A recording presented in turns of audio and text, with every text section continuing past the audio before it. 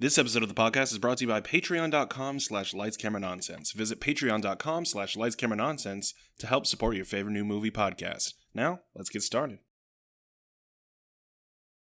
Well, that's what the weekends are for. It's for relaxing. That's for sure. Hello, everyone, and welcome to Lights, Camera, Nonsense, where we give you all the latest movie magic you may have missed. I'm Nick, happy exploding fireworks in the sky to scare your pets day, Simmons. And 4 out of 5 doctors agreed. I'm Zach Smith. Oh, you're just switching it up now. What the fuck? We had a formula. I what control the hell? narrative. Son of a bitch. Why do we even do this? And on July 4th, 2020, it's a big day in America. Zach, what have you been watching? So last time I talked a bit about Love, Victor. Yeah. And the new series on Hulu, which is a sequel series to Love, Simon. I finished that like that same day that we did the podcast. I basically stopped recording and then jumped back on the couch and watched the last 2 episodes. Yeah, still really good. I stand by everything I said last time. It ends on quite a cliffhanger. Okay. So leaves it up for a sequel. Yeah. Season 2. And I read an interview with the writers and creators. They were saying that because this first season was developed specifically for Disney Plus originally, until it got switched over to Hulu, they felt like they could only do so much in terms of like adult storytelling with it. But because now they've moved over to Hulu and theoretically the second season would also be on Hulu, they have more leeway to kind of move around with that. So that'll be interesting what they do with more free reign on the show. But yeah, still really, really good. Very much enjoyed it. So I watched that, and then Casey and I started watching, I don't know if you're familiar with it, there's a Netflix show called The Order. I've seen it, and you know, I saw like the when Netflix goes kind of into standby and they show you like pictures of all the latest shows. I saw that and I was like, I feel like Zach mentioned that on the podcast in the past. I have okay, so it wasn't about the kids who like the parents go disappear and then they start having sex and stuff? No, that's The Society, which, fun fact, that has been upped for season 2. Fuck. Which I think it comes out either this month or next month. Oh, wow. So I'll be suffering through that. You're gonna have to watch it. For you, audience. Yes, I will exactly. suffer through that. Exactly. And definitely not for my wife, who unironically loves the show. Hey, it's like Riverdale for me, man. It's a show that you love to hate. It's not necessarily a hate watch. It's not a show that you enjoy, but it's something that's like, there's just something about it that's so bad it's good. You know, it's like trauma movies. Yeah. So The Order is something entirely different. It is I hate how everything school related advertises itself as like adult Harry Potter now, like literally everything that comes out and just has a school. It's like adult Harry Potter. Remember millennials? Remember Harry Potter? Wizards. We'll get into a show that I watched that will be quite similar to that. Yeah. In a way, it'll sound like every other kind of young adult novel series. So this is like another teen show. Sort of in the vein of, I don't know if you ever watched it, The Magicians. I saw the first couple episodes and I got really into it, but it was around a time when I was, and I feel like I say this every episode, it was around a time when I was trying to juggle a whole bunch of shows and I had to tell myself, all right, if I'm not enjoying every single episode and I feel like I'm just watching it just to watch it, then I stopped watching it. So that's what I did. I never got past the first season. The Magicians for me was another show that Casey thought I should sit down and watch because she thought I might like it, and theoretically I would, but the acting was awful. It was like I couldn't take it after like the first 3 episodes. I'm like, I'm done. And supposedly, like many teen shows, it gets better as it goes, but I just washed my hands of it. But The Order is in a similar vein in that it's a teen show. There's a secret society In this order. Yeah, in this order, which has a bunch of magic users, and it's on a college campus.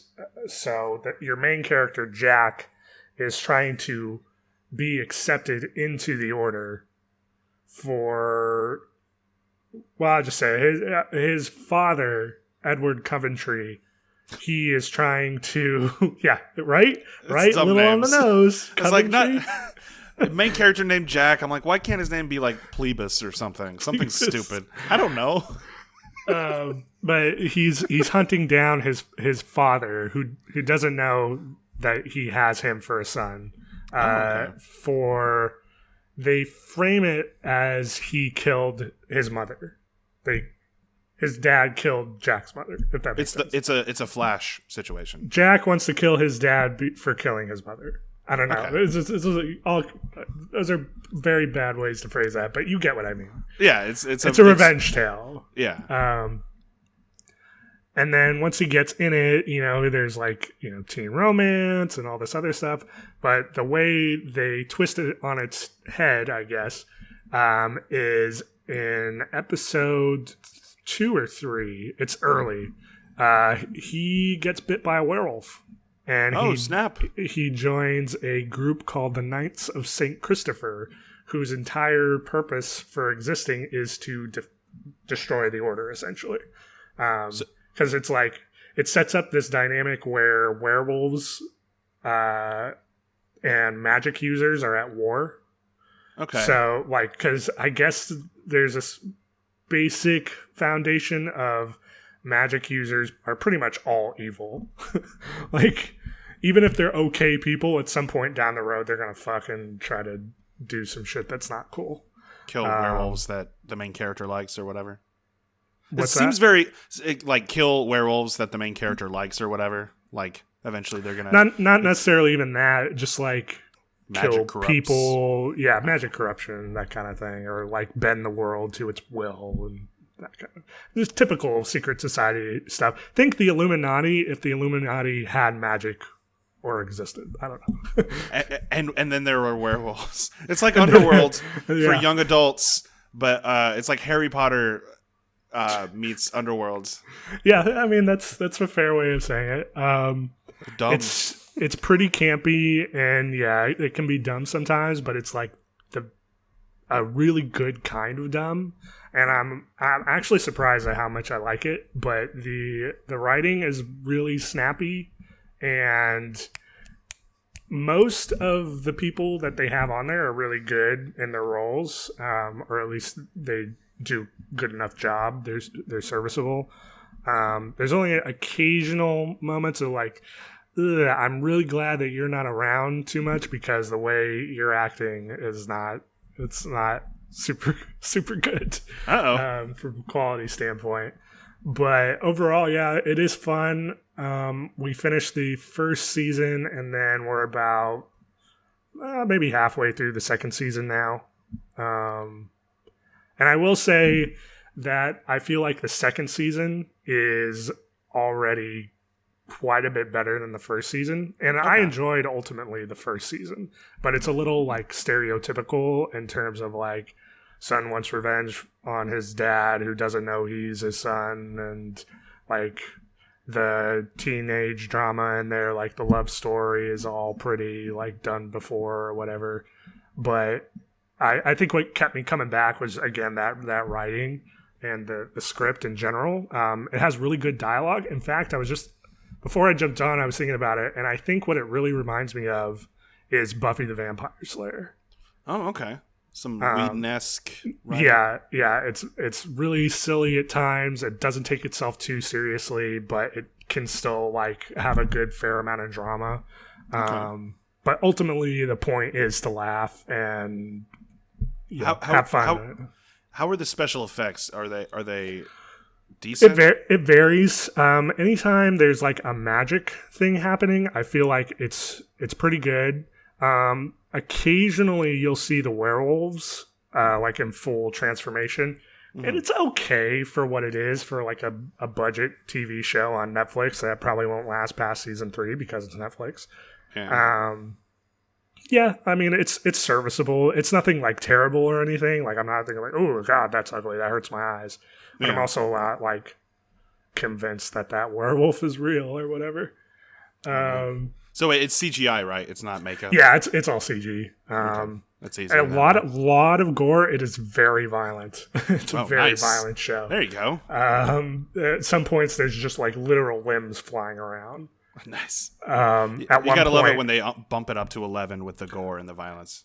At one point, there's a character who basically just dissolves into a cloud of blood. Gross. Like they're just there, and then they just get evaporated into blood.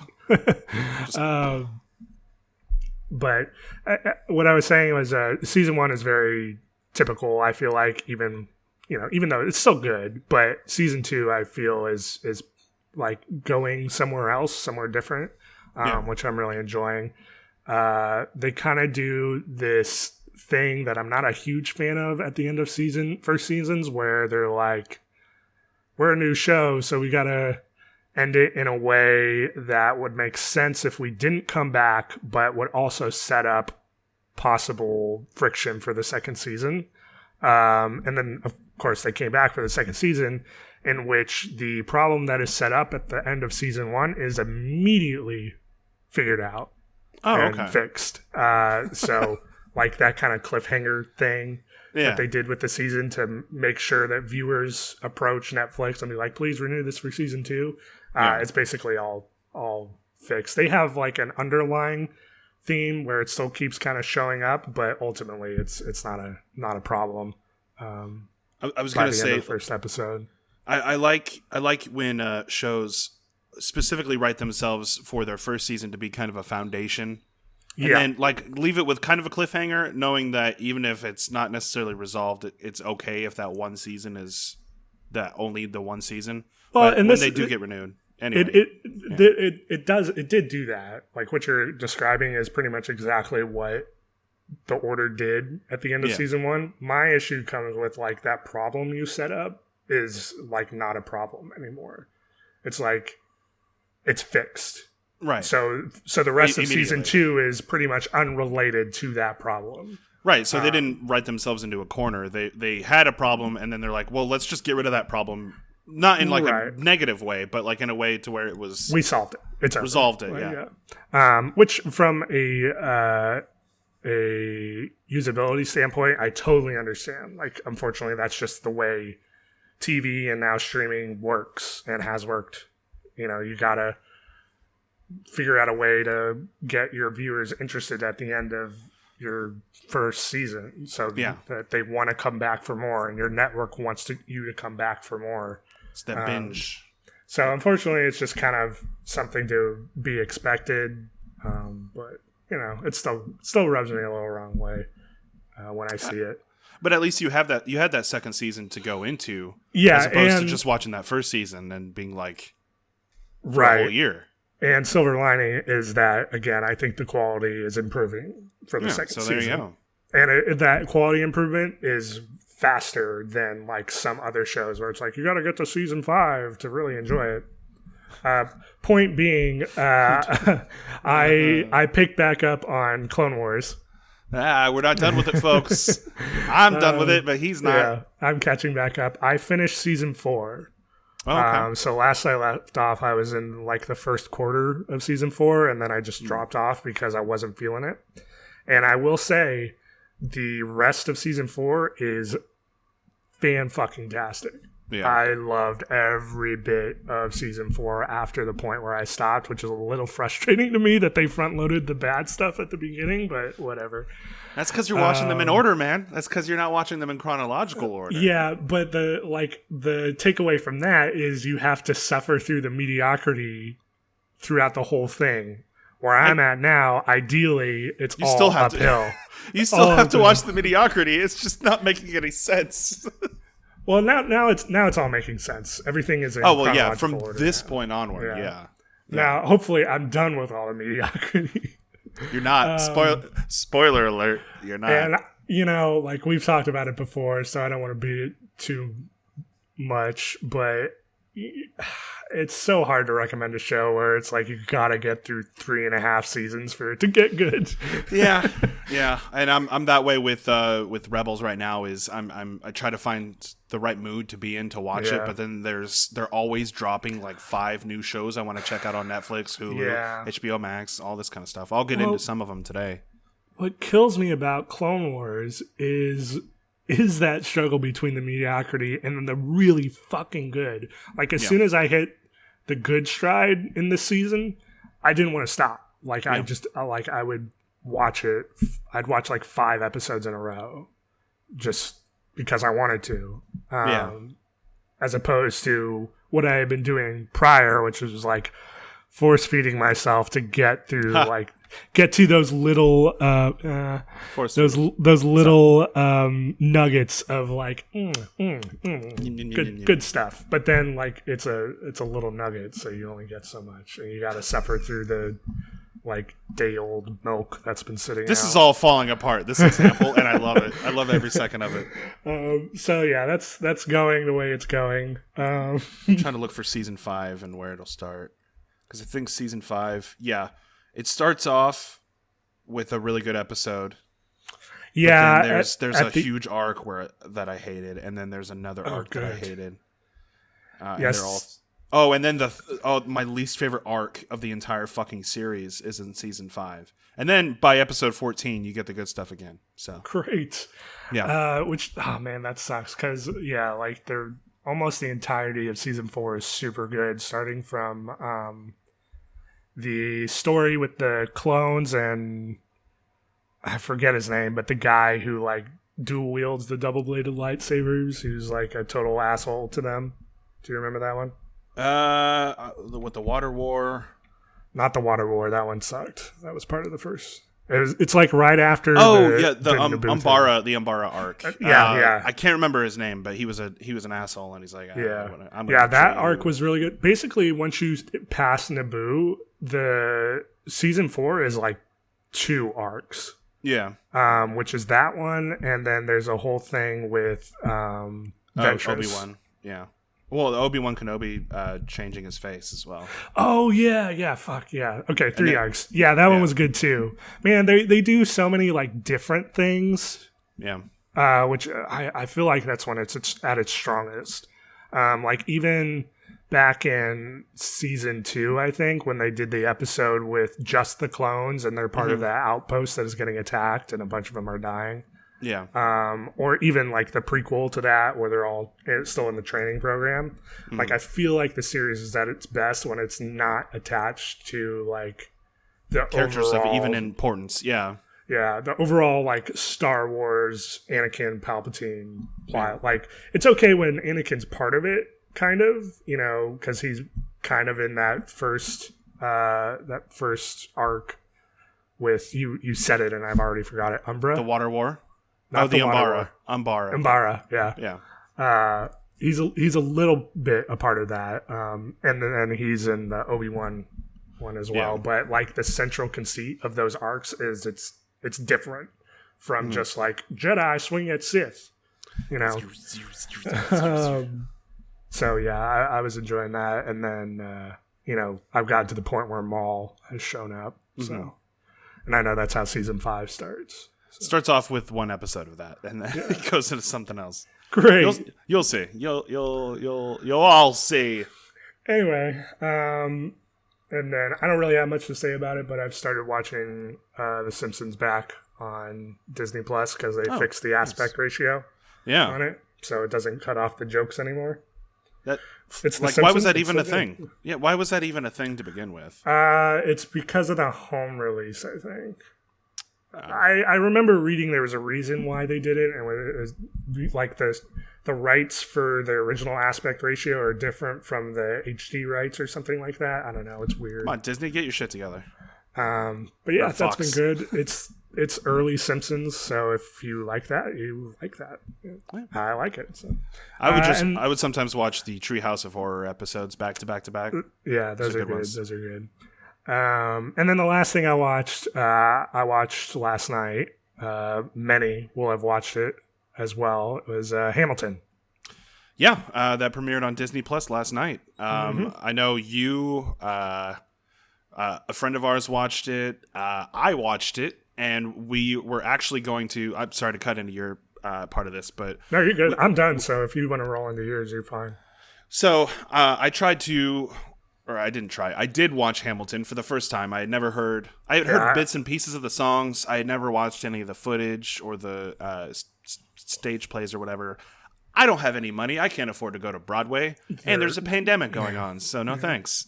It's all shut down.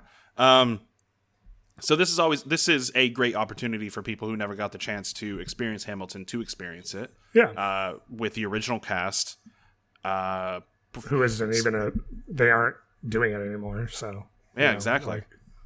So I watched it, and the initial plan, I guess this is kind of a behind the scenes thing, was to record an audio track of my first impressions of Hamilton. However, I had been drinking. Never a good start. I was already drinking because it's been a rough week at work. So get off my back about it. Get all the way off. I mean, I'm not on your back. If you would like me I mean to them. accompany I mean you. them, because Oh, I know okay. they're yelling at me. I know exactly who. I can name some of them. The other thing was that I was recording alone, which normally would be totally fine for any other kind of media, but this was actually something I had never seen before, something that I had never experienced, and this is kind of something you have to kind of pay attention to, especially with some of the lyrics for the songs, some of the actions going on. It's a very quick-paced 2 hours and 40 minutes, and there were parts where I couldn't concentrate because I had to pee. Because, like I said, I had been drinking. Just full transparency here. It did not sour the experience of the actual show itself. I had a really fun time watching it. It was enjoyable. There was bits of it that I feel like were kind of like, I was like, all right, come on, hurry up. There were some songs where I just feel like it landed flat for me. Yeah.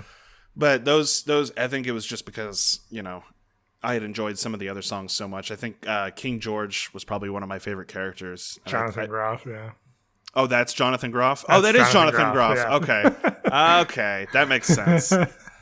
I'm hearing the screaming from our audience members from here. But he was great. I feel like I don't know the actor or the performer who played George Washington. I can look it up for you. Go ahead and look it up for me. I felt like he was fantastic in it. Everybody was great. The performance was phenomenal, but it was definitely a little bit long for me. It wasn't what I was expecting it to. This is so dumb to say. It's a Broadway musical. It's going to be long, but I think it was just an inopportune time for me to watch it, just based on the extenuating circumstances I mentioned before. And I do plan on watching it in the future in a better, maybe mindset or headspace or whatever. Maybe if I'm chillaxing on the couch, it's better than if I'm sitting at my computer watching it in a computer screen, 5 White Claws in. But moving on, it's great. I'm with you guys, but Nicholas Christopher is who played Washington. that's a dope ass name. Yeah. Two first names. Yeah. One of them a really good one. There you go. I can't imagine why you're saying that. Yeah, everyone's great in it. He was spectacular. You have Leslie Odom Jr. Is that right? Leslie Odom Jr.? I know Renee Goldsberry is. I'm already forgetting the names. Eliza. Yeah. Leslie Odom Jr. was Burr, and then of course you have Lin-Manuel Miranda as Hamilton. His voice was a lot higher pitched than I was expecting. I thought he was going to have a lower tone. Have you never listened to the soundtrack or anything? Nope. Yeah, see, I imagine you're probably in the same position I was when I first heard the soundtrack and I heard him sing, and I'm like, that is not what I expected. Yeah. He's still great, but his voice register is a little different than what you would think. But all that to say, when I'm watching this, it tracked because I knew going in what he was supposed to sound like. Right.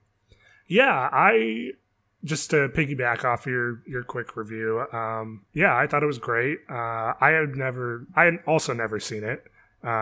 Casey had played the soundtrack basically on repeat for ever. So, I was familiar with most of the songs. There were a few in there that I wasn't. But yeah, still great show. The amount of stuff that they do for the first time in the show, or they did for the first time in the show, is pretty incredible. Like the rotating stage, I believe that was the first time that was ever used. And yeah, not only is the show like pretty spectacular from a technical point of view, but of course everyone involved is like on their A game, and you can feel the energy. On topic for the energy, I guess. My only critique would be just something that's unavoidable, and I think the positives of having it this way outweigh this negative, but the feeling that you get when you're watching a stage show or a play is always going to be different from what you get watching it on a television or a computer or a phone, for obvious reasons. The energy is there. That being said, again, I think overall the positive of, like you said, allowing people who historically or just financially aren't able to get into those shows, and especially a big show like Hamilton. Like if you wanted to, even without the original cast, if you wanted to see Hamilton in Broadway, it was like upwards of $2,500 a ticket for like nosebleeds, which is ridiculous. Funnily enough, Casey and I don't know if you remember, but we had season pass tickets to Bass Hall that we were going through, and originally one of the summer shows was Hamilton.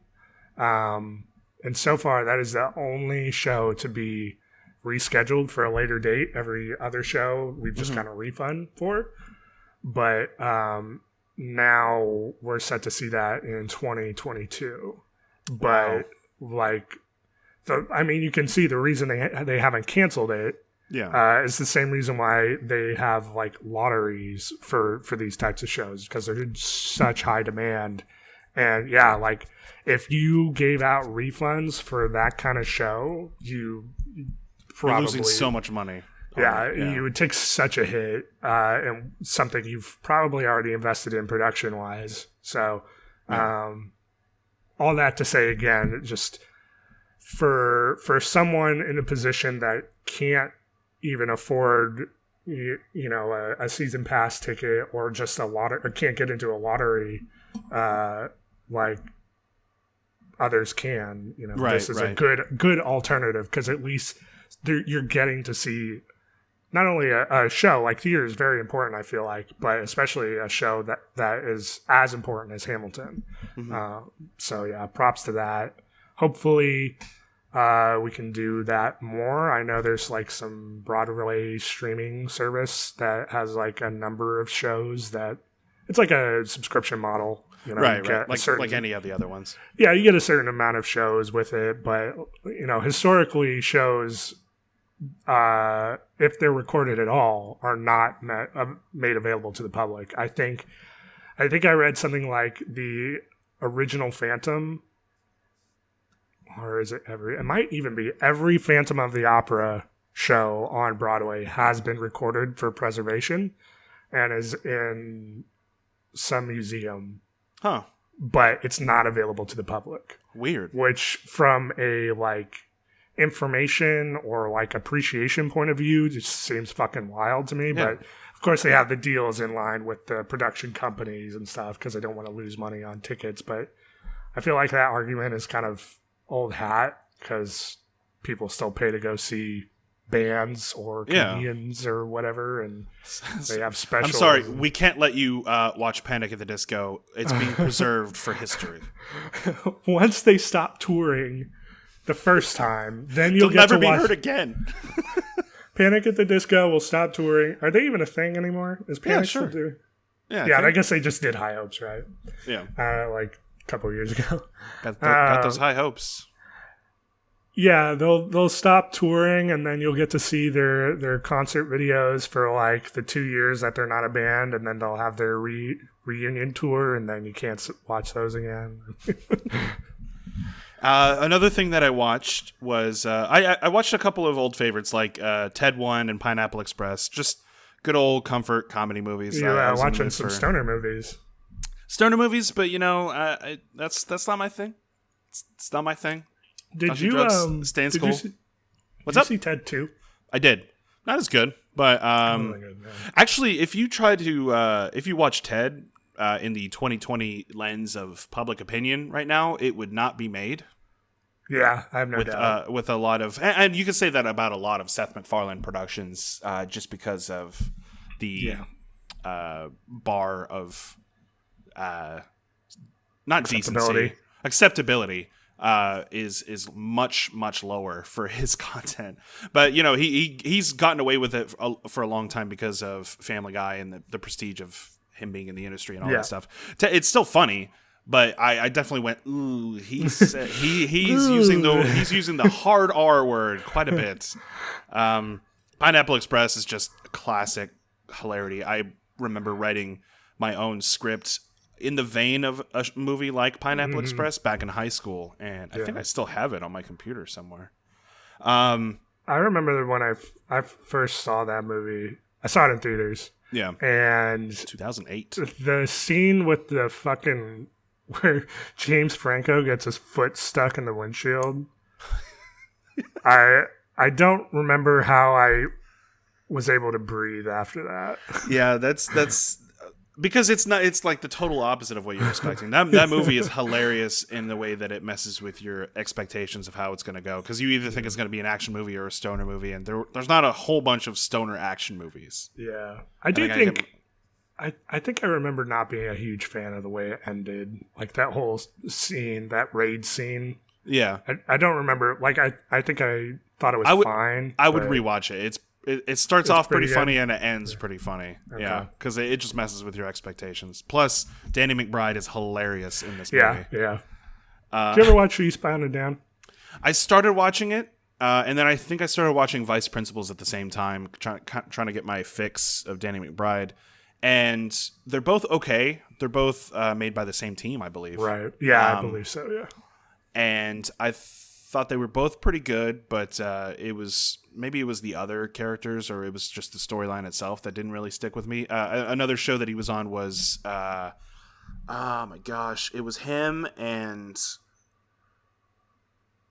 John Goodman and the fucking guy from Pitch Perfect, where they're like evangelical ministers, and they're like super rich. It's on HBO.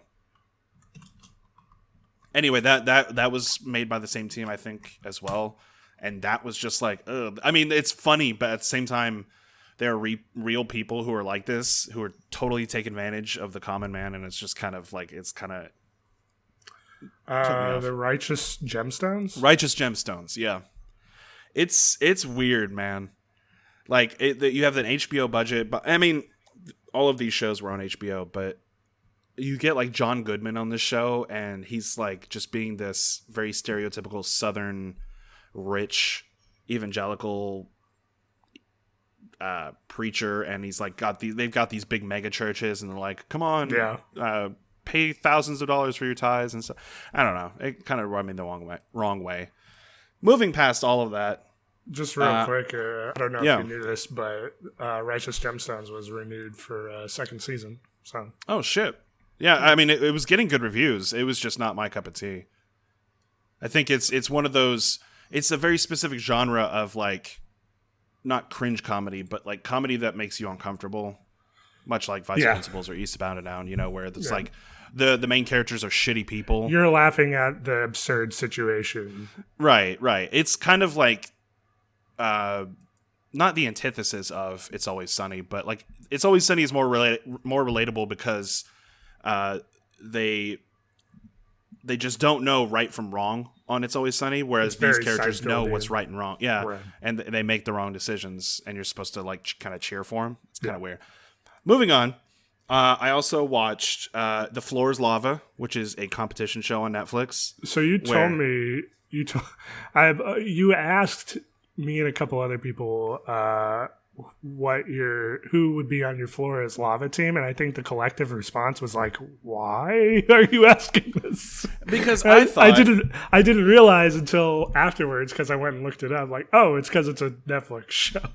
Yeah. That's why. It's teams it's 3 teams of 3, each competing at different times but through the same course, through the span of 1 episode each, where they each try to get from one side of the room to the next. It's the very it's like stereotypical. Yeah, it's kind of like Ninja Warrior, but the floor is all lava.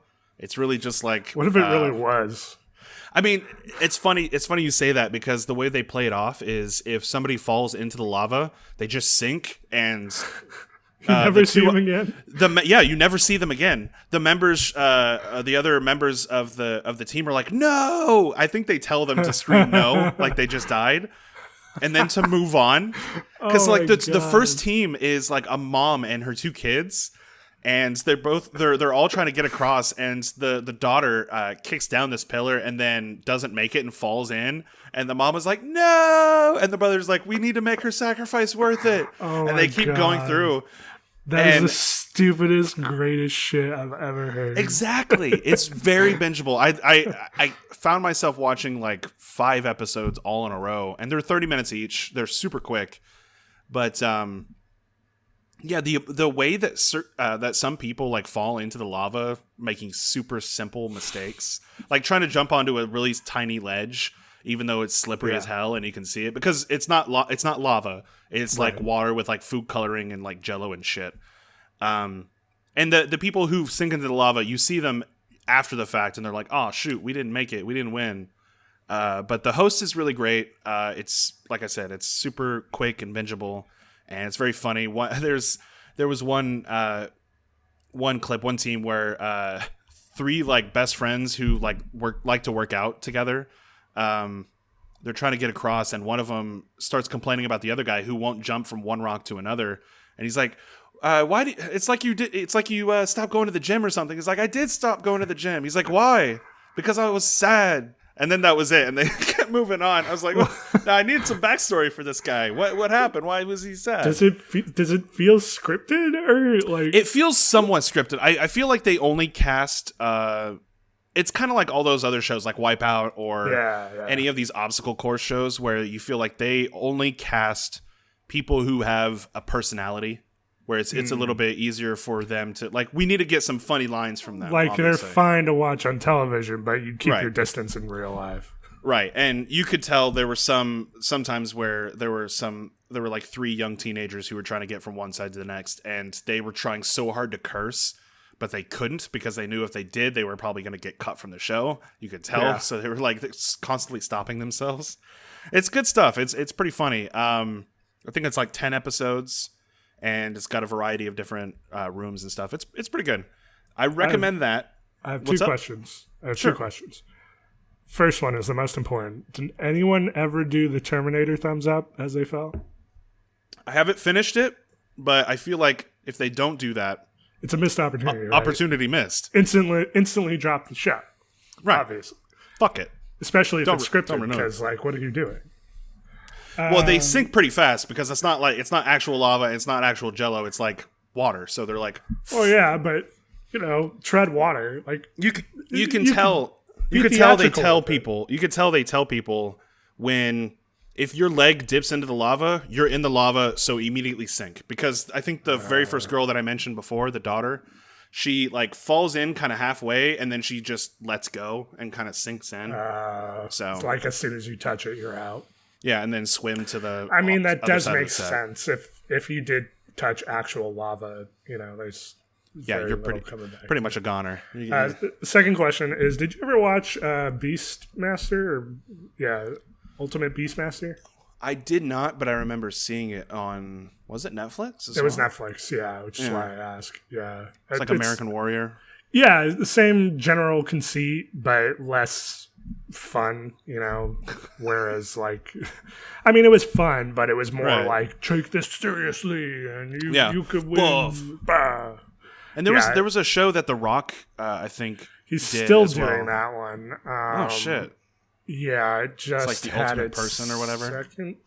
season. The Rock Game Show. Titan Games? Yeah, Titan Games. The Titan Games. Yeah. And it's what channel is it on? NBC. Yeah, see. Yeah. So when Peacock comes around, you'll know what you're binging. Is that still not out yet? I think we're like a week out. Oh, wow. Let's see. NBC. This is how much nobody cares about Peacock. Yeah. I mean, they'll have a whole bunch of shows that people will want to watch, but guarantee you they're going to get such low numbers for their subscription base. Watch, I'm going to eat crow. I'm going to eat crow by the time it comes out. So it technically is already available for Xfinity customers. It has been since the 15th of April, but wide release isn't until July 15th. So literally, not next week, but the week after. Yeah. Yeah. So another show, or let me... Yeah, I'll keep doing shows. So the next show I watched actually came out just a couple of days ago called Warrior Nun, based off a comic book. Okay, I saw this pop up on Netflix, and I'm like, what the fuck? It's not as... Okay, so it's not silly. Oh, what? I don't care. It's in the similar vein of You're the Order, or maybe whatever the Society was trying to do. God, I hope it's not what the Society was trying to do. Did you ever watch... And I feel like I'm going to lead this down a bad example. Did you ever watch The Last Witch Hunter with Vin Diesel? No. Okay, despite it being Vin Diesel, or I guess you could use fucking Priest. I always get what's his name? Yeah. It's a dark. Let's use Catholicism and part of its I don't want to say mythology. Mythology.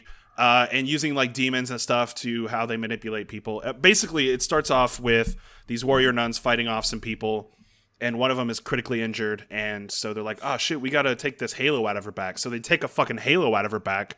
It's gory as hell. The show is gory. It's like, oh yeah, the first 3 Halo games are really good. Don't leave that one there. No. Yeah, it's a disc of Halo 4. Let's fucking take it out. Oh, why is that in her? Ew. Damn you, Microsoft! Put a chip in me. No, they take a literal Halo out with like a special device, and then they get attacked. But before they, actually most of them survive. But one of the nuns escapes and puts a Halo in a dead girl, and we find out later that this dead girl has kind of a troubled past, and the nuns at this particular monastery don't even give a shit about her, but the warrior nuns from other monasteries and a secret society, it's all related. Netflix loves their societies. They love their secret societies. This nun puts it in the dead girl without even realizing who she is, and then gets killed by a guy being controlled by a red mist demon. Like demons are red mists, like Lost. Gets they put strings on you and they control you to do evil things. And so the girl wakes up, runs away. She's an American orphan who traveled with her family when she was a kid. And then they get in a car accident and her mom dies. She never knew her father, and she becomes a quadriplegic. So the Catholic the Catholic school takes her in. Yeah, hold on. And so she's never really known how to run or walk or be a teenager or whatever. And then she dies, and they put a halo in her, and so she can walk and she can float through walls and stuff. What the fuck are you talking about? And then she later on, when she's running away, she meets a group of teenage criminals who are vacationing in Spain. This is in Spain, by the way. And so these warrior nuns are chasing after her to try to get the halo back, and she's trying to fight off these demons with these criminal teenagers. I've only watched the first 2 episodes, I should say, but I plan on watching a little bit more. It's insane. But the acting... How do you fit all that into 2 episodes? That's actually only 1 episode. Oh my god. That's 1 episode. The dialogue is not bad. The acting is not bad. The main actress, Alba Batista, who plays the titular... Does she do a Batista bomb? You know, no. Like Spine Buster, Batista bomb? No. 1, 2, 3, world champ. That's a fucking wrestling fan over here. You gotta calm your tits. I can turn it into a Guardians thing if you want. I'm invisible. Drax. I don't know any lines that he does. Oh, that's great. I love it. Drax. That's what I say. I'm like Groot. Drax. That's the thing about Guardians of the Galaxy. No one in the movies actually no one says anything. No one says anything. They just say their names, the character names. That's why Star-Lord. That part of Endgame was really weird when Gamora and Nebula just kept saying their names back to each other. It was very confusing for everybody. They're like Pokemon. The main actress, Alba Batista, looks a lot like Alicia Vikander. Like, I actually kept confusing them. But anyway, pretty decent show. I'm going to continue watching it. I'll give you an update next episode. Please do, because I don't know if I want to jump into that quite yet, but I do want to keep hearing about that. You got it. It's a pretty... I mean, I know you have your The Order, and once you finish that up, maybe you can watch Warrior Nun. And I don't know. I feel like those are two different levels of absurdity.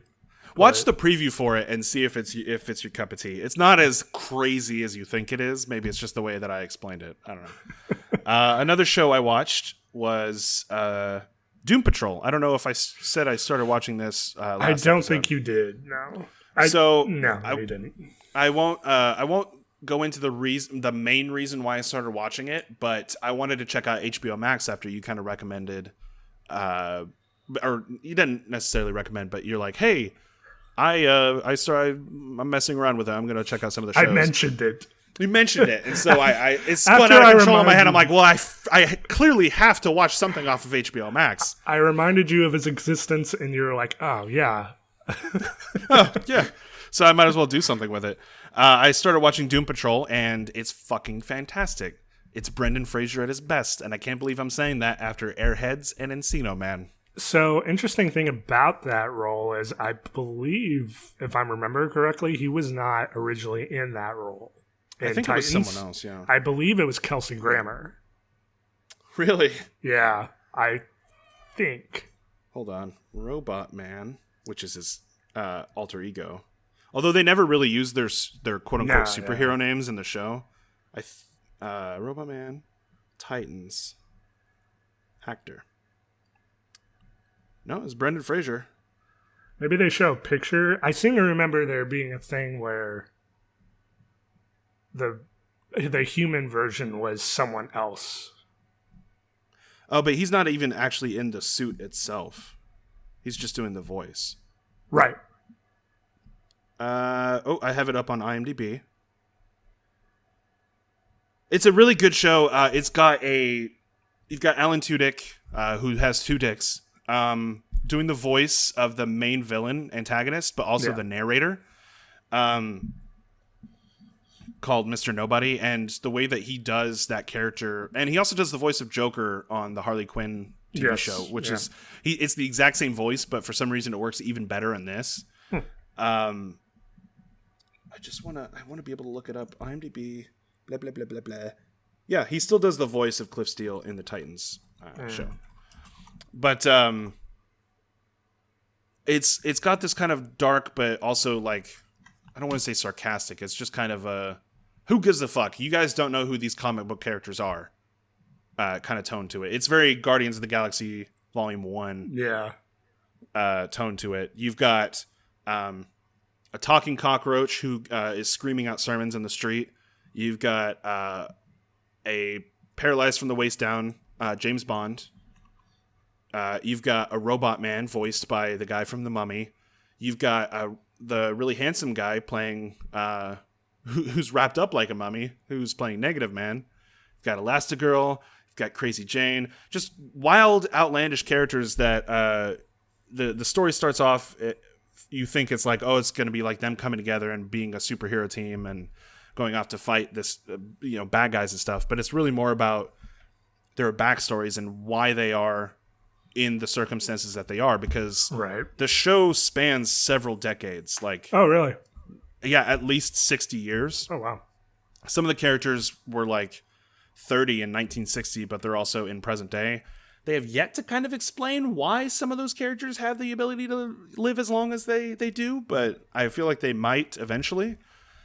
I want to finish season 1 so I can get started on season 2 because I heard that season 2 has been pretty good so far. Yeah, I've heard good things. So what I can find is apparently Kelsey Grammer was in talks to be in Doom Patrol. So maybe that's what I was thinking of. But I thought there was something more to that. So tell me this. With Titans, the episode 3 was the Doom Patrol backdoor pilot. Was it really? Yeah, essentially it was treated as such. Like the Titans are still there, but they're with the Doom Patrol. Episode 3 of Titans. Yes. I thought you said episode 3 of Doom Patrol was the pilot for Doom Patrol. Oh, no. No.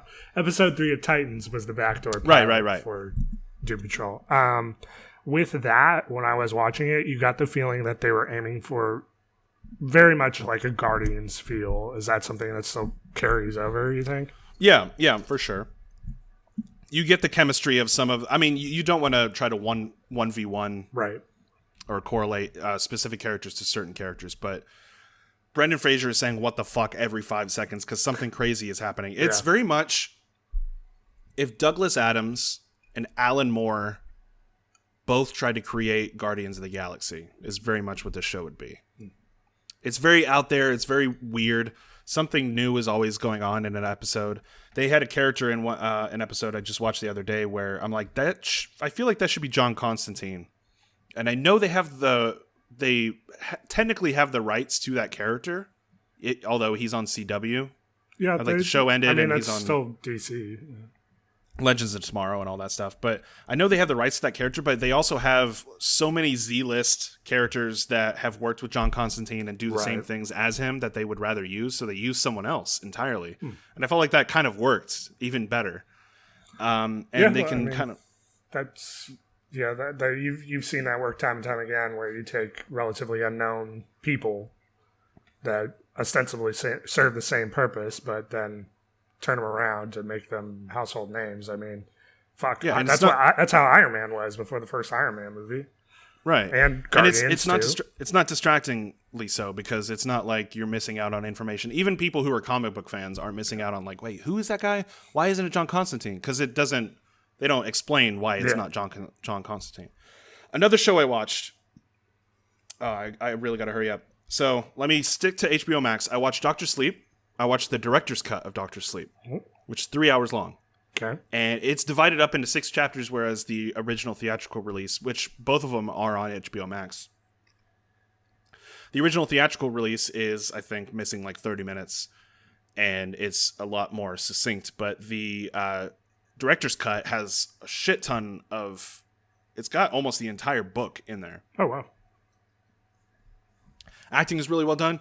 Ewan McGregor is fantastic in it. You got Cliff Curtis. You got what is her name? Rose the Hat is played by. Do you have IMDb pulled up? I can, but I like watching you struggle. Shit, but not in a creepy way. She was in Mission Impossible, the latest 2. Like the last 2. I didn't see him. Fuck. What? I haven't seen a Mission Impossible movie since 3. Fuck, man. They only get better. I know. You're missing out on all the good ones. I know. Literally all the good ones. Rebecca Ferguson. I don't know why I thought Rachel. I was thinking Rachel Brosnahan. That's Marvelous Mrs. Maisel. Rebecca Ferguson, who's fantastic in it. If you've read the book, Dr. Sleep, it's a really faithful adaptation. This is directed by the guy who did A Haunting of Hill House. He did Gerald's Game. Yes. He's a Stephen King fan. Yeah, he's basically on tap to do about a bajillion Stephen King adaptations. He's the new... I forgot the guy who directed The Mist and Green Mile and all the other stuff, but he... Oh, crap. What is his name? Doesn't matter. And honestly, the quality is there. I really like all the acting in there. I recommend it. You maybe don't have to watch the director's cut unless you're a fan of the book, because I feel like the original version does just as well. It was a lot of people's favorites of last year. Yeah. But now that it's on HBO Max, people have the ability to watch it. Another thing I watched, last thing, was an anime on Netflix, which just came out yesterday, I believe, which is BNA, which is Brand New Animal. It's from Studio Trigger, people who did Gurren Lagann and Kill la Kill. Yep. Same quality of animation. It's fantastic. It's got kind of a light sky blue pink aesthetic, and it's about if you watch Beastars, if you, the podcast listener, has I remember you talking about it. Yeah, your admission into the furry fandom.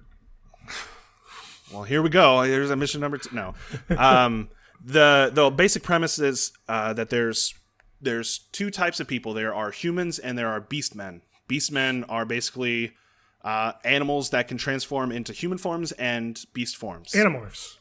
Animorphs, basically. And they're kind of the bottom rung tier of society, and people are prejudiced against them for some reason. I'm only 3 episodes in, full disclosure, but it follows a main character who's a little girl, like teenage girl, who has Tanuki powers. Get to that in a second. Which one? Tanuki powers.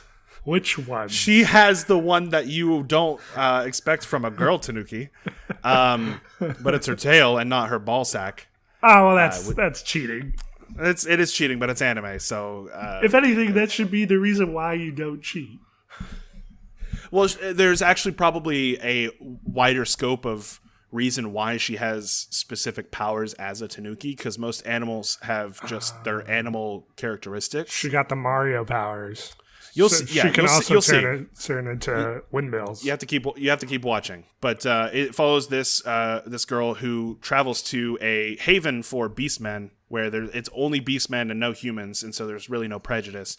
But there's also like terrorists who are trying to attack them to try to provoke them to start like a civil war against beastmen and humans. Set like in present day.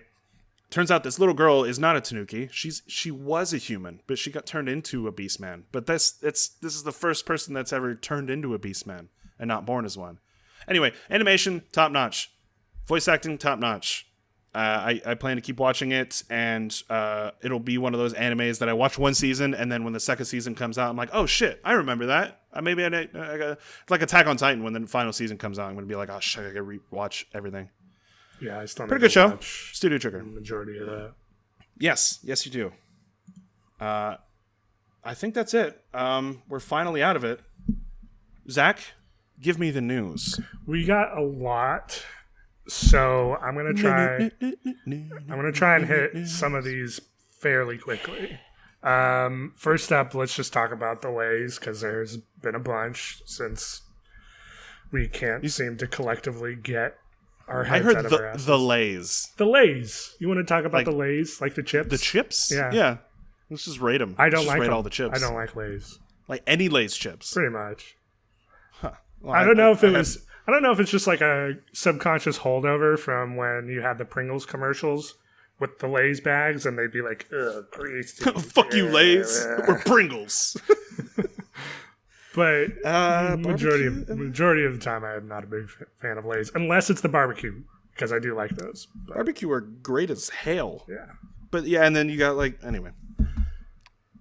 Delays. Podcasts. Delays. Yes. Okay. Thank you. First up, we have both Bill and Ted 3 and Tenet have been delayed till August 12th. Damn it. Additionally, Mulan has been delayed once again to August 21st, so now those are a week separate. And it kind of read like Mulan's delay was in response to Tenet, which was strange. I don't know if that was just... I think it's because they don't want to... It's weird because it's 2 totally different audiences and 2 totally different, Yeah, I feel like they're moving the goalposts because Tenet is, and I don't understand why Disney would be worried about a Christopher Nolan movie taking away revenue. Yeah, maybe I'm just reading into that. It's just the way things fell, but yeah, it kind of reads like they're everyone's trying to single themselves out, and I guess Bill and Ted are thinking they need as much revenue as possible, and so they don't want to both fall underneath a Tenet or a Mulan or a summer blockbuster. Is what I'm saying. It is? Yeah. Oh, okay. Both of them my are bad. August 12th. Yeah, that's a bad idea for Bill and Ted 3. And again, I know it's 2 totally different audiences that are going to go see that, but at the same time, yeah, you need all the help you can get. Tenet's delay was actually in response to, or no, this is backwards. So in response to Tenet's delay, AMC has postponed their reopening from, I think it was July 15th to now it's July 30th, which still seems pretty optimistic to me. 2 weeks is going to make a big difference. Yeah. And this is off the hills. I think we talked about last time how originally they were saying people did not have to wear masks when coming into their venues, and immediately backtracked that. Yes. So, quick update. I didn't tell you this off air, but Cinemark has actually just been following suit to what AMC is doing, and same with Regal. And I know Regal is owned by one of them, but AMC and Cinemark are both kind of doing the same thing. I noticed Cinemark is actually requiring masks as well for the limited number of theaters that they have open. Although they are trying to entice people with their classic screenings. Yeah, the classic, hey, $5 to go see The Matrix or Blade Runner or The Mummy in theaters. I'm like, well, cool, I guess, but is it worth dying for? Considering all of those are out and I own the majority of them, no. Yeah, those are almost all of them are in streaming. So those delays, those are happening. And then we got a couple of new series announcements. So I don't know if you ever played it, but my friend Pedro, I believe it's Devolver Digital game, is getting a TV show. And it's with the co-creator, I believe, of John Wick. Either one of the co-directors / co-creators. I think it's David Leitch. Let's see. I believe one of the directors. So for those that don't know, my friend Pedro, it's a side-scrolling action platformer where you play an insane person who has a talking banana for an imaginary friend who goes on a killing spree. And it's really more for the kids who like enjoying that kind of cool side-scrolling action platformer with guns and violence and stuff like that. Off-kilter humor and that kind of thing. Yeah. The dialogue is really funny and Deadpool-esque. So, the co-creator in question is Derek Kolstad. He's gonna write. The other director. Write and direct. Write and executive produce. Okay, cool. It's going to be a half-hour dramedy, which is interesting. I don't know, dramedy. Yeah. Did you play it? Because I didn't. So I have. I played like the first hour of it over at a friend's place, and it's fun. I've played games like it before, but whereas some games do it in a very specific way, this has a tone of Deadpool. Like, do you want to play as Deadpool? It's like that. Right. You got slow-mo. Gun action. It's all your favorite parts from The Matrix, which I think is what probably the action is going to be the tone of. Yeah. I feel like they might try to pull a. Did you ever watch the show Happy? I didn't watch it, but I know of it. I know it's got Christopher Maloney with the talking unicorn, talking horse. Talking unicorn, voiced by Patton Oswalt. Yeah. I feel like they might do something similar to that, which I'm all for. I felt like Happy was fantastic and not enough people watched it. But if they do anything similar to that, then I'm all for it. Yeah. There's precedent, is what I'm saying. In the same vein, Westworld creators, Lisa Joy and Jonathan Nolan, is that right? Yep. They are working on a Fallout series for Amazon. Interesting Amazon and not HBO. Just because they have a previous working relationship with HBO. Well, I mean, it's based off of the rights holder, which I'm assuming Amazon has streaming rights or whatever. To Fallout? The Fallout... Yeah. Like, I would... Oh. That's the only reason. I don't think Jonathan Nolan and Lisa Joy are producing scripts to present to HBO based off of Fallout. I mean, the powers that be then, not necessarily Jonathan. But like if they're getting a working team from HBO, you would think that somebody poached somebody from one of these studios. Well, I think Amazon to Amazon poached them from HBO. I think they had this in the works, and they're like, who do we want to front run this? And they chose them. Whether or not Westworld's been really successful. Whether or not that's a good decision remains to be seen. Right. If you have one season that's really great, one season that's really horrible, and another season that's better than the horrible season but not as great as the great season, then you're kind of a mixed bag. You're about as mixed as it gets.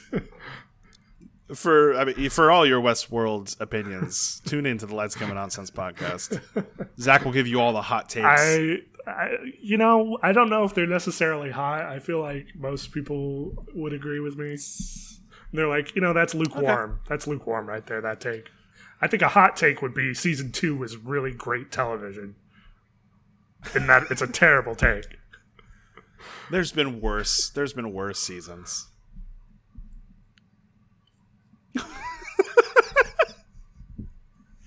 I could say that a confusing season is not as good as a coherent season, but I mean, there's definitely great filmmaking involved in season 2. Oh yeah, Westworld. For sure, from a technical aspect. But like, you can say the same thing about Game of Thrones season 8 as well. Exactly. Too. Anyway, apparently, out of the far right corner. Uh-oh. Wow, that's a weird way to phrase that. Out of left field. 2020. Out of left field. There. Whoa. Left field. Netflix is producing Chicken Run 2. Fuck yes. I think it's like 2 decades after the first movie. Yeah. Alexa, when did Chicken Run come out?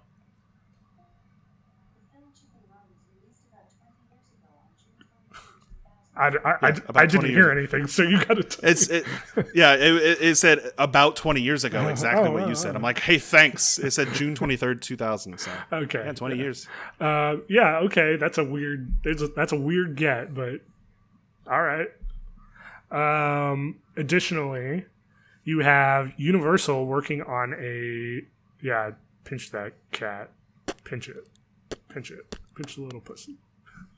No. Fuck, now I gotta write it explicit. I think we are well past that. Universal is working on a Twister reboot. Fuck yes. Reboot all the movies that matter, all right? All the ones that we care about, that we grew up on. The Bill Pullman-led Twister was a real getter. It wasn't Bill Pullman, it was Bill Paxton. Bill Paxton, sorry. Are you sure? Yes. Bill Pullman was Independence Day. Yeah. Which, by the way, 4th of July, watch Independence Day. And Spaceballs. Watch that one. And Spaceballs, I guess. Oh, because of Bill Pullman. I thought you meant because it's 4th of July, watch Spaceballs. Yeah. Like, how is that?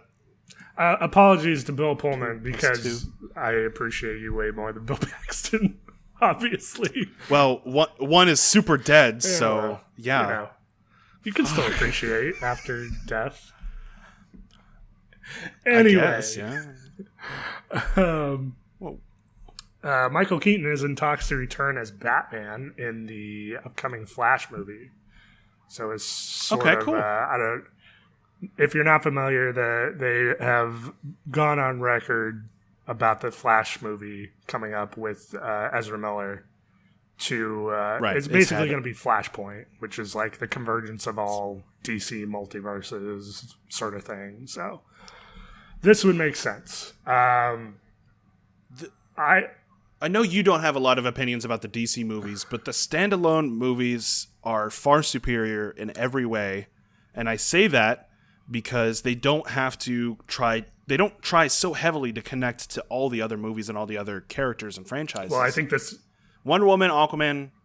Sorry, go ahead. I was just going to say, I think this is their workaround to that, because then they can technically say, well, yeah, that's all part of the multiverse.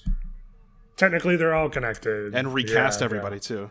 Man, they're still chasing that Avengers money. Yeah, even though they're way past that now. Like, you know that Marvel is going back to doing origin stories, right? Like, they're still they're not really following how they're. Well, it's like a reset, right? Not a reset, but like in terms of formulation, they're using a bunch of lesser known heroes now, except for Black Widow, which is getting her movie like 15 years too late. But and then some. But they're still saying that they're going to have some sort of convergence point. Maybe not necessarily Avengers style, but like there will be crossover after a certain point. Which, I mean, if it works, you know, why would you change it? Because it doesn't work but for it them. does work for them. No, for DC is what I'm saying. It's like they're looking at the other side, but they're looking at the other side like 2 years after the fact. They're looking at it from a perspective of like you could just do a team up movie and it'll automatically be critically and financially successful, and it's just not the case. You kind of have to make a good movie. It's just not the case. Yeah, there were team up superhero movies before the Avengers, before any of the Marvel movies, and they did not always do so well. Yeah. So I feel like maybe there might be some money in the butter or whatever the phrase is. I'll go with that one. That's sure, money in the butter. I've never heard it before, but I like it.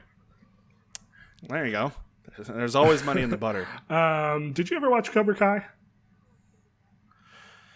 I did not. So ahead of its season 3 premiere, it is moving to Netflix. Originally, it was a YouTube Premium show. And for what I understand, this is kind of the last holdout of that YouTube Premium, like, scripted content. So once this moves over to Netflix, that's kind of it for YouTube Premium. They're at least cutting the way for scripted content.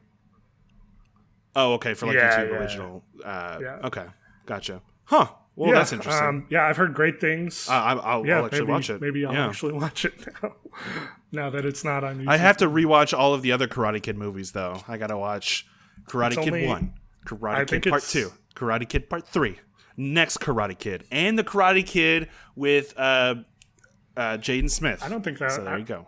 I almost said Jai Courtney. The only thing Cobra Kai is connected to is 1. Yeah. The original, it is, yeah. Okay. I was just... Gotcha. I like to overdo it. Yeah. Right? Big things! Money's in the butter. Lovecraft Country has gotten a release date for HBO. It's August 16th. So not that right far. around the corner. Like, I'm super stoked for this. I don't know if we talked about it on the show before, but it's kind of like Stranger Things meets something else. I was gonna say like any Jordan Peele production in the last couple of years because it's produced by him. He is part of the production team. So it's like Twilight Zone meets Stranger Things in a way. I've been watching the second season of Twilight Zone. Oh yeah, how's that been? Good and bad. You know, it's just like first season. You get a good episode and then a decent episode, and then it's okay. It's okay. It's Twilight Zone. It's okay. Thanks for that. Well, I mean, if you have the ability to watch it, it's Twilight Zone, so always give yourself the opportunity to introduce yourself to new ideas in sci-fi and horror and just anthology fiction in general, because you get a cool, succinct episode for an hour, and then you can move on. That's what I like about anthology shows. Excuse me. Damn you, 7-Up. Is you get a cool, hopefully... pretty well-tight, well-knit, well-written plot, and then you're kind of you're done after that. It's an hour. It's not an hour and a half. It's not 2 hours like a movie. It's not 10 episodes of a season and then maybe seasons after that. You get one story and then you move on. It's like, all right. Now, all that to say, I don't believe Lovecraft Country is in any way an anthology. I'm pretty sure it's all not. No, we should say that. Yeah, no, I'm saying like in terms of tone. I was talking about Twilight Zone. Lovecraft Country looks like it's one full story throughout the whole season, and but it's got a definite Jordan Peele-esque tone. He has his own brand of genre now. Absolutely. When it comes to horror, like Candyman's coming out. Yeah. I'm pretty excited about that. Did you ever watch the original one? Forever ago, when I was a kid. Probably not when it first came out. The best time to watch it. The most age-appropriate time to watch Candyman. When you're a small child. Yeah. I remember Signs, like, making me piss my pants. Just the alien walking by in the back of the round of the birthday party. Yeah. And then it was all water, so you're like, I have nothing to worry about. As long as I stay hydrated, I'm good. Piss on this alien and it would die. All right, let's start to wrap things up, Zach.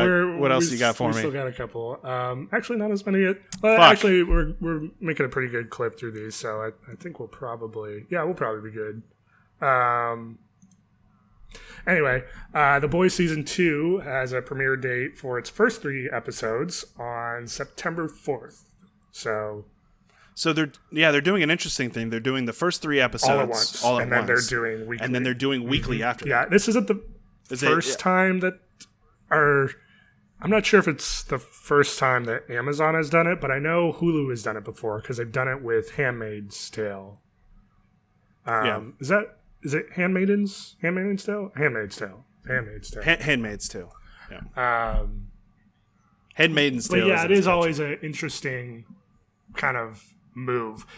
Disney Plus did something kind of similar. I don't know if you remember with Mandalorian, where they released the first episode on like the Wednesday before Rise of Skywalker dropped, and then they released the second one that Friday on the same day as Skywalker.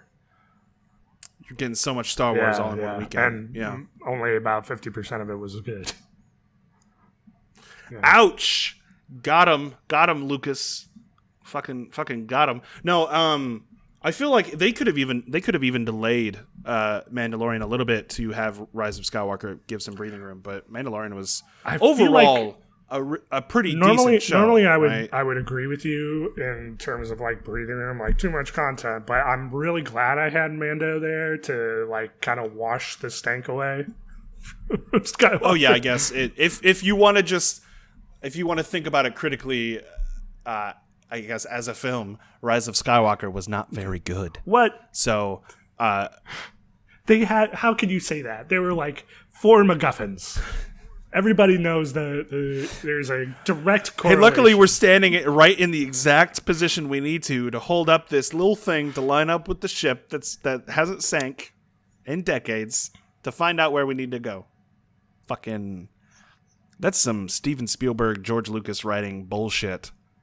Anyway, let's review Rise of Skywalker right now. Let's get back into it. I'm pretty sure our like hour-long tangent into it was like one of our least well-received episodes, in that just nobody listened to it. I can agree. I didn't even listen to it, which is fine. Who wants to hear someone bitch about the same thing for an hour? Only fans of Lights Camera Nonsense podcast at lightscameranonsense.com. Link in the description. What's the last news story? We got to move on. Why do you do this? You got to get out of here. No idea how long the docket is. So every time you're like, we've made a tangent and need to go back, you're like, read me the last one. Okay, so from now on, a little behind the scenes for you.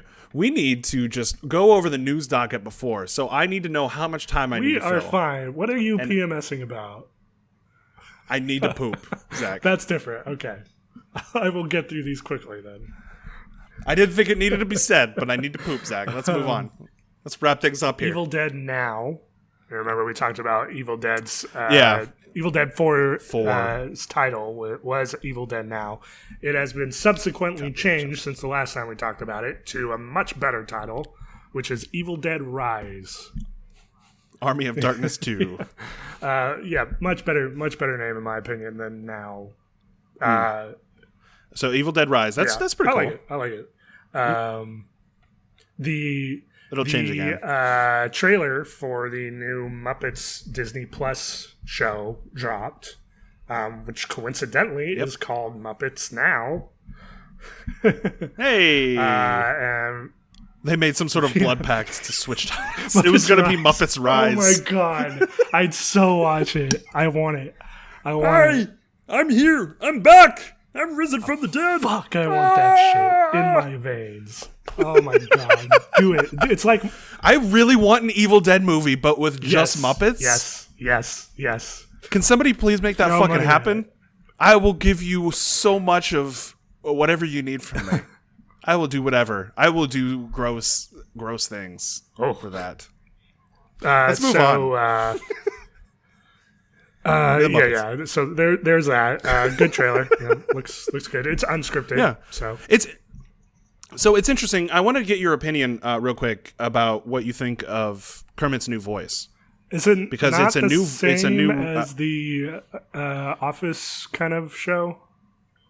No, it's Steve Whitmer was Kermit's voice for about 25 years. So everybody had gotten pretty used to him. They had the Muppets live action movies. All of the stuff basically on Disney Plus has been Steve Whitmer playing Kermit. He was fired from the Muppet studio because he was arguing against Disney executives about the way that the Muppets scripted office type show was being written. He didn't like the way that it was going. So they fucking canned him. And so they have a new and that Steve Whitmer was approved by Jim Henson himself to replace him whenever Jim Henson passed away. So we have this new Kermit voice who's got kind of just a slightly deeper voice, and so he sounds like he's gone through puberty, even though he's been alive for about 50 frog years. Ears are different than human ears. I mean, he fucks pigs, so I don't know how that kind of chemistry. I'm not wrong. Kermit fucks pigs. Look at Miss Piggy. What a whore. Oh, boy. So it's not just like this. It's not Kermit the Frog. It's Kermit the Frog. I mean, it's not that deep, but it's pretty close. And so, I mean, it'll definitely have people trying to get used to it, and maybe it might like dip in the reviews. But I like Muppets as long as I get Pepe the Prawn, as long as I get Gonzo, as long as I get Rizzo. Like that I'm Pepe good. is your first. Pepe is the greatest. I mean, he's Muppet. Great. He's right up here with Honeydew. It's Honeydew, Beaker, and fucking Pepe and Rizzo. All right, they're the best. Hit my headphones there. Yeah, it's just give me the Muppet Caper on Disney Plus. By the way, it's not fucking on there. Or no, I'm sorry, Muppets Take Manhattan is it on really Disney not? Plus. And oh wow, it's not. Yeah, and I think it's a rights issue. I mean, yeah, I would imagine. Almost always is. Real quick, a new Cyberpunk show for Netflix has been announced. Cyberpunk Edge Runners has been slated for 2022, which is obviously based off the game of the same name. Sans the Edge Runners. Right. Cyberpunk 2077, a game coming out on game systems for those who don't follow. Coming out, it's based in a Blade Runner type universe where you have gun runners and drug dealers and that type of shit going on. It's a very interactive game made from the people who made The Witcher, which is a Netflix show that was based off a game that they made in the past. This is an anime created by the same studio of the previously mentioned BNA. Yes, so it will have that same visual style, Studio Trigger. So we will get some really decent looking, really good looking anime. And then lastly, Edgar Wright recently did an interview with Entertainment Weekly. And during that interview, and I believe Brian Lee O'Malley, the creator of Scott Pilgrim, was also being interviewed as well. During that interview, they both kind of detailed what their thoughts about the future of Scott Pilgrim was, and that O'Malley was already kind of sketching out a possible sequel series to Scott Pilgrim. Oh, shit. This is new. Yeah. News to me. And then additionally, Edgar Wright has also been talking with O'Malley and producers of the film to adapt the book series to anime form. Interesting. So not even live action, because we know how that went. Yeah.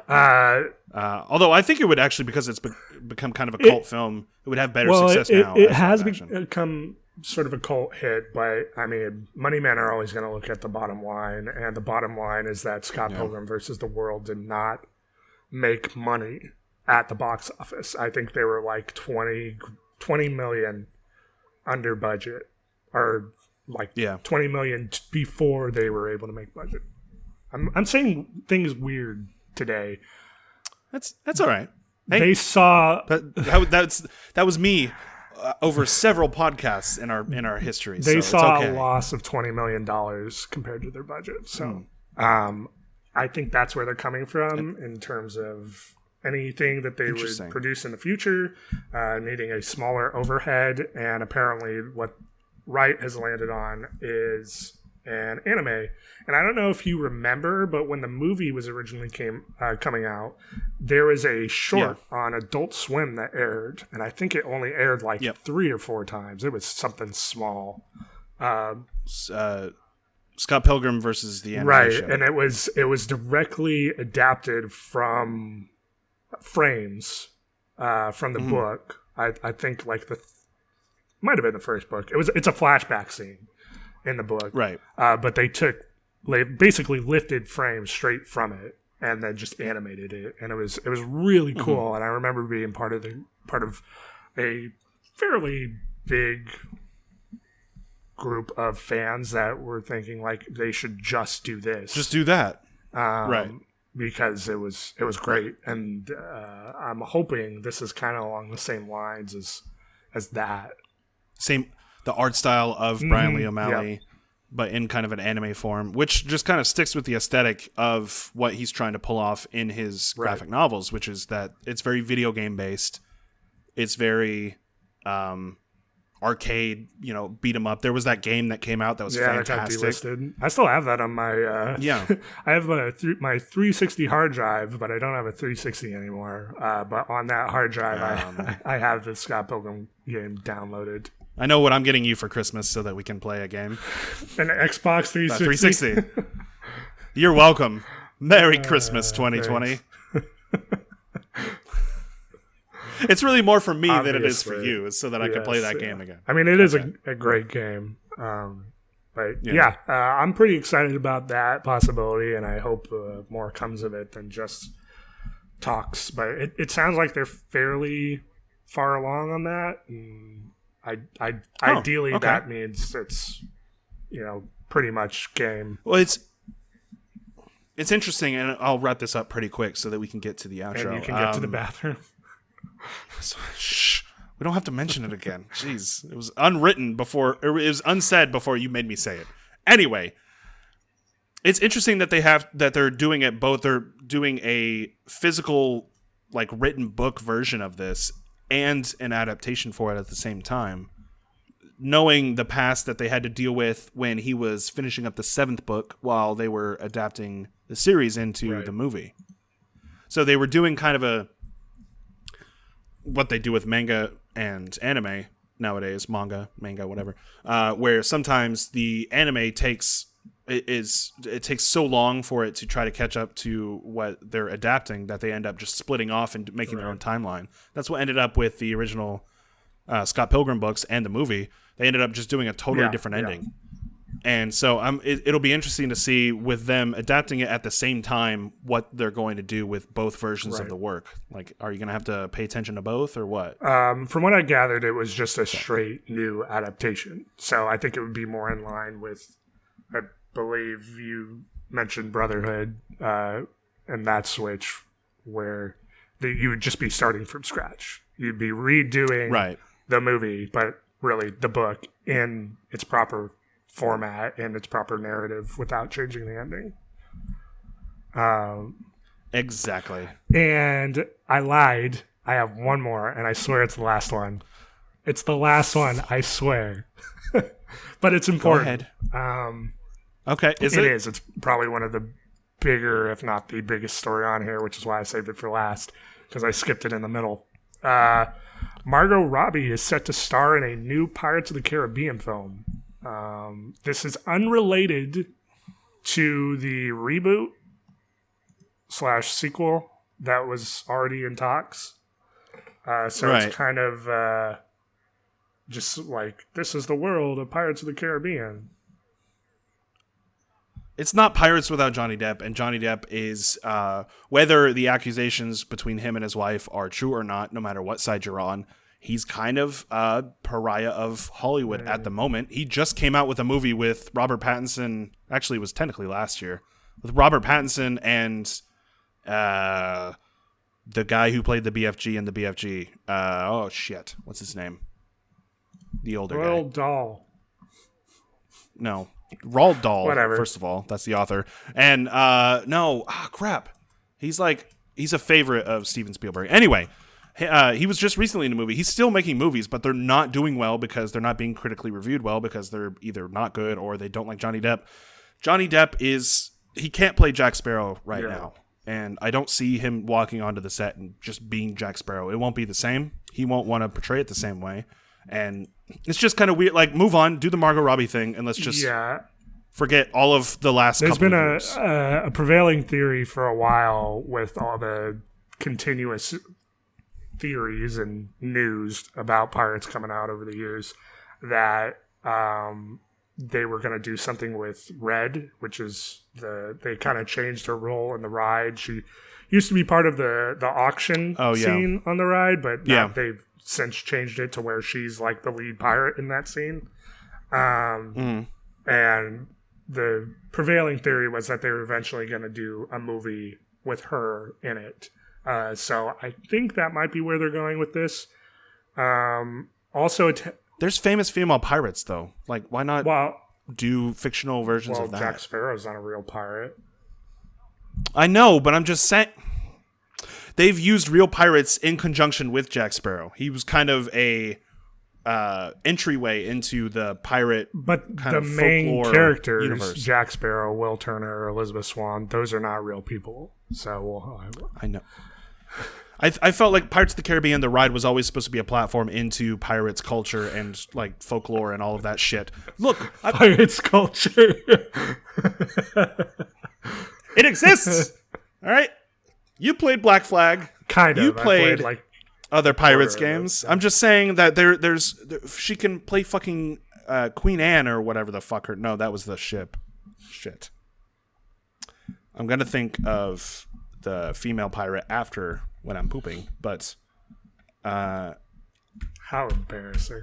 Cool, Margot Robbie, Pirates. I'm done with the Pirates franchise. All right, I was done after attached to this also for writing the script is Birds of Prey writer Christina Hodson as cool. Pirates of Prey.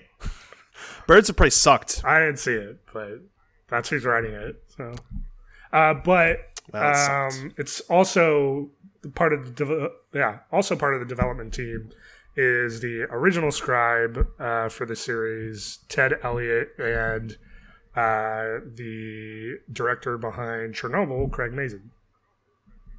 Oh, so focus on Last of Us, man. Get out of there. What are you doing? Well, Last of Us isn't out, so I can't comment on its quality. But he's working on it, aren't they? I don't think they're working on it yet. I think they maybe have a script that's being developed, but they said up front they weren't going to start work on it until after Last of Us 2, and I think we're still too close to that being dropped for them to really have any headway on it, especially with all the COVID stuff. That's lame.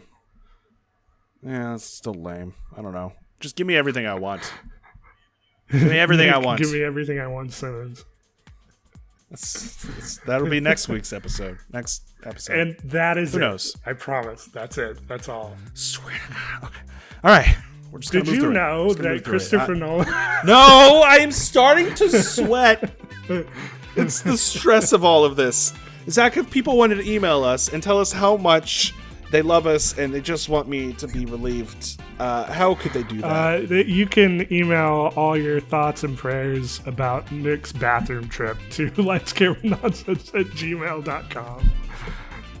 Are you telling me lightscameranonsense@gmail.com is the way they can contact us, give us their questions, comments, and concerns, and just give us topics and shit we could talk about, news that we may have missed? That's exactly where they can do all that. lightscameranonsense@gmail.com. That's so dope. And there's also a merch store that will be in the description down below. But this has been Lights Camera Nonsense, keeping you updated despite our best efforts. Tune in every 2 weeks for all the latest news, reviews, and how do you do's. Thanks for tuning in, and we will see you next time. Bye. There he goes.